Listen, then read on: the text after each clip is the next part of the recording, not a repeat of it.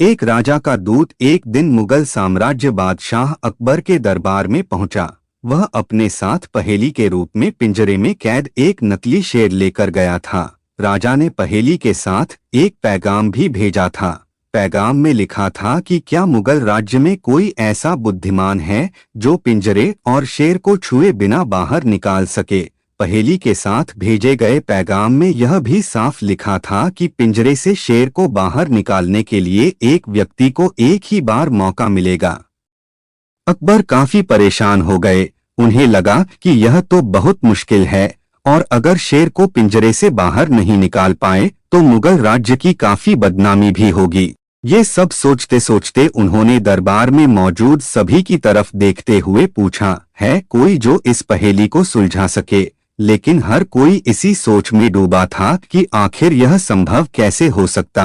अकबर के पूछने पर जब किसी ने जवाब नहीं दिया तो उन्हें अपने वजीर बीरबल की याद आने लगी, जो सभा में मौजूद नहीं थे। उन्होंने तुरंत दरबान को भेजकर बीरबल को दरबार में हाजिर होने का आदेश भिजवाया। लेकिन अफसोस, बीरबल किसी सरकारी काम से राज्य से बाहर गए हुए थे।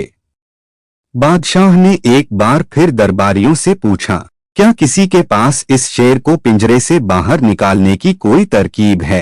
इतने में एक दरबान अकबर के सामने आया और उसने शेर को पिंजरे से निकालने की कोशिश की, लेकिन वो नाकामयाब रहा। दूसरे दरबान ने पहेली को सुलझाने के लिए एक जादूगर को बुलाया, लेकिन वो भी विफल रहा। तभी बीरबल दरबार में पहुंच गए।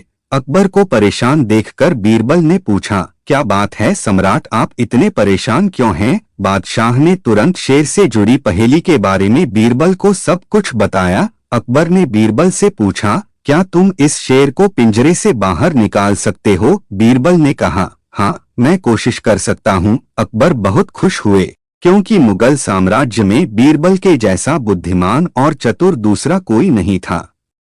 शेर को पिंजरे से बाहर निकालने के लिए बीरबल ने अकबर से कहा कि उन्हें 2 सुलगती हुई लोहे की छड़ व सरिये की आवश्यकता है। शहंशाह ने तुरंत इसकी व्यवस्था करने को कहा। जैसे ही बीरबल को लोहे की छड़ मिली तो उन्होंने पिंजरे को छुए बिना छड़ को अंदर पहुंचाकर उसे नकली शेर पर रख दिया। शेर लोहे की गर्म छड़ के स्पर्श में आते ही पिघलने लग गया, क्योंकि वो मोम का शेर था। देखते ही देखते पूरा शेर मोम के रूप में पिंजरे से बाहर निकल गया। बीरबल की इस अक्लमंदी पर अकबर बहुत प्रसन्न हुए। उन्होंने बीरबल से पूछा, अरे आखिर तुम्हें पता कैसे चला कि यह पिंजरे के अंदर मोम का शेर कैद है।